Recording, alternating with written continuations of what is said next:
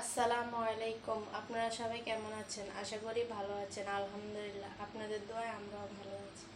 আবারও নিয়ে আসলাম নতুন একটা ব্লগ। যে গরম পড়তেছে, একটু বৃষ্টিও আসতেছে না, মানুষ অনেক কষ্ট করতেছে, বাচ্চারাও কষ্ট করতেছে। বাচ্চার মারা তো আরও কষ্টতে আছে বাচ্চাদেরকে নিয়ে। তো যাই আল্লাহ তাআলার কাছে দোয়া করি যাতে একটু বৃষ্টি আসে, মানুষকে সান্ত্বনা দেয়। যাই হোক, যেটা বলতে আসছি, এই গরমেরই সব কিছু বন্ধ থাকবে, কিন্তু আমাদের রান্না কখনো বন্ধ হবে না।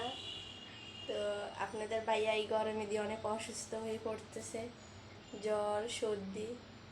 তো বলতেছে আমার কিছু খেতে ভালো লাগে না, আমাকে একটু ভর্তা করে দাও।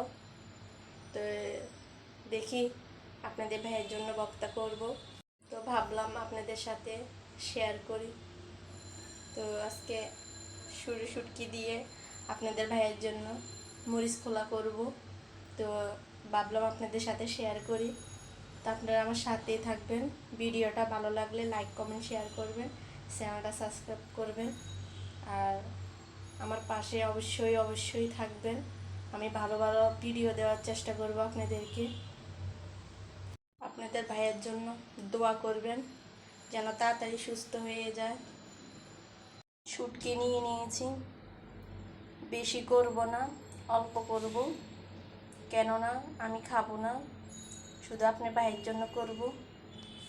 এখানে পেঁয়াজ নিয়ে নিয়েছি, পেঁয়াজ শুটকি কেটে নেব, এগুলা ধুয়ে পরিষ্কার করে কেটে নেব।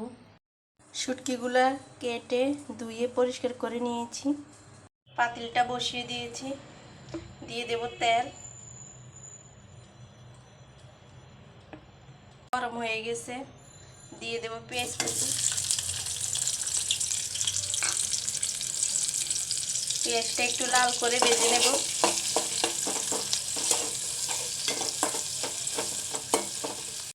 পেঁয়াজটা ভেজে নিছি, দিয়ে দেব শুটকিগুলো একটু ভেজে নেব।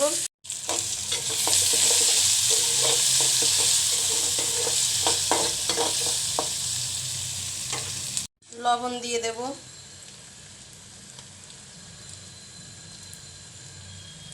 দিয়ে দেব হলুদের গুঁড়া,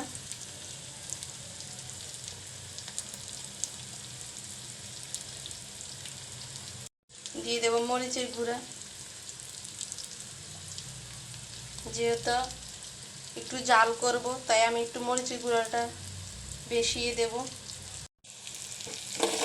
সব কিছু দিয়ে দিয়েছি, একটু ভেজে নেব।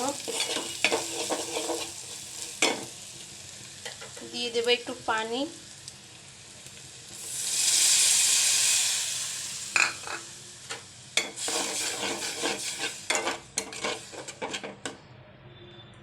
ঢেকে দেব। তরকারিটা একটু দেখে নেব।